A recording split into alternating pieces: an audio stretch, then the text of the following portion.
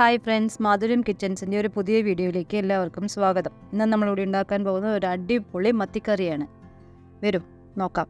ഇവിടെ ഞാൻ എടുത്തു വെച്ചിരിക്കുന്നത് ഒരു 1/2 കിലോ മത്തിയാണ്.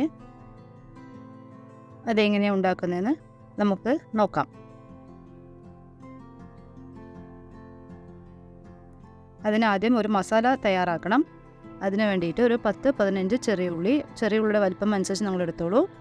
ഒരു പുളിയുള്ള തക്കാളി, 1 ടേബിൾ സ്പൂൺ മുളക് പൊടി, ഇതെല്ലാം തന്നെ നല്ലവണ്ണം അരച്ച് പേസ്റ്റാക്കി വയ്ക്കാം. അതിനുശേഷം നമുക്കിതാ ഒരു ചട്ടിയിൽ 3 പച്ചമുളക്, 1 ഇഞ്ച് വലുപ്പത്തിനുള്ള ഇഞ്ചി ചെറുതായി മുറിച്ചത്, വീണ്ടും ഒരു തക്കാളി, ഇതെല്ലാം ഇപ്പോൾ നമ്മളിത് പാത്രത്തിലിട്ടിട്ടുണ്ട്. ഇത് നമ്മൾ അരച്ച പേസ്റ്റ് അതിലേക്ക് ചേർത്താം.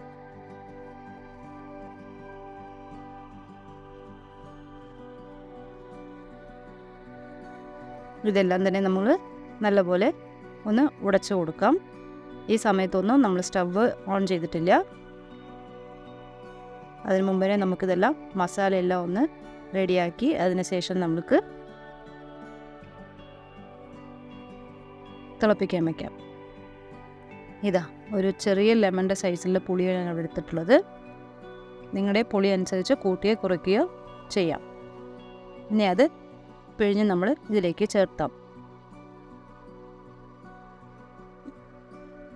ഈ സ്റ്റേജിൽ നിങ്ങൾക്ക് ഗ്രേവി എത്ര ആവശ്യമുണ്ടോ അതിനനുസരിച്ചുള്ള വെള്ളവും അതിൻ്റെ കൂടെ തന്നെ ചേർത്തി കൊടുക്കണം. ഇത് ആവശ്യത്തിനുള്ള ഉപ്പ്,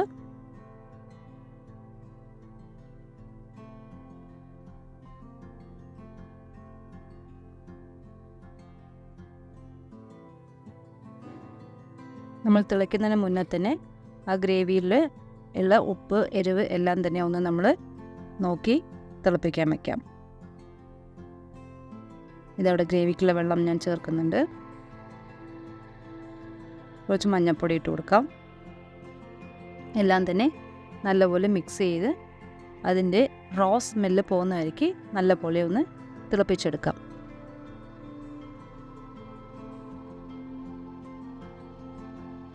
ഈ ചാനൽ എല്ലാവരും സബ്സ്ക്രൈബ് ചെയ്യാത്തവരെല്ലാവരും ഒന്ന് സബ്സ്ക്രൈബ് ചെയ്യണം. ഇതാ ഇപ്പം നമ്മുടെ ഗ്രേവിയെല്ലാം നല്ലോണം തിളച്ച് റോസ്മെല്ലാം പോയി നല്ല തിക്കായിട്ടുണ്ട്. അപ്പം അതിലേക്ക് നമ്മൾ മീൻ ഇട്ട് കൊടുക്കാം. ഇത് മത്തി ആയതുകൊണ്ട് പെട്ടെന്ന് വെന്ത് കിട്ടുന്ന ഒരു മീനാണ്.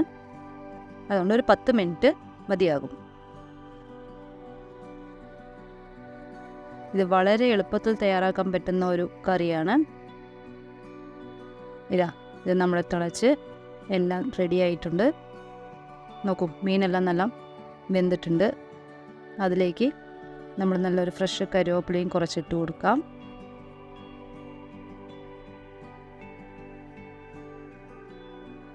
അതിൽ തന്നെ നമ്മൾ പച്ച വെളിച്ചെണ്ണ കുറച്ച് ഒഴിച്ചു കൊടുക്കാം.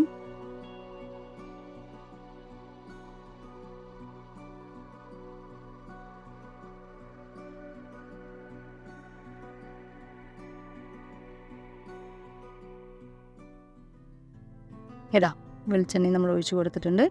അപ്പം നമ്മുടെ കറി ഇവിടെ റെഡി ആയിട്ടുണ്ട്. ഇത് ഗ്രേവി ഒത്തിരി തിക്കില്ലെങ്കിലും നല്ല ടേസ്റ്റാണ്. ഇന്ന് നമ്മളിവിടെ കപ്പയോട് കൂടിയാണ് സെർവ് ചെയ്യുന്നത്. നല്ലൊരു അടിപൊളി കോമ്പിനേഷനാണ്.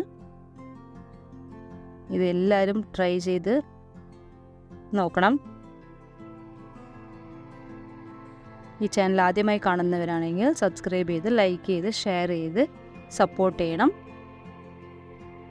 ഇതാ നോക്കൂ, നല്ല കപ്പയും മത്തിക്കറിയും ഇവിടെ അടിപൊളി റെഡി ആയിട്ടുണ്ട്. ടേസ്റ്റും സൂപ്പറാണ്. Thanks for watching.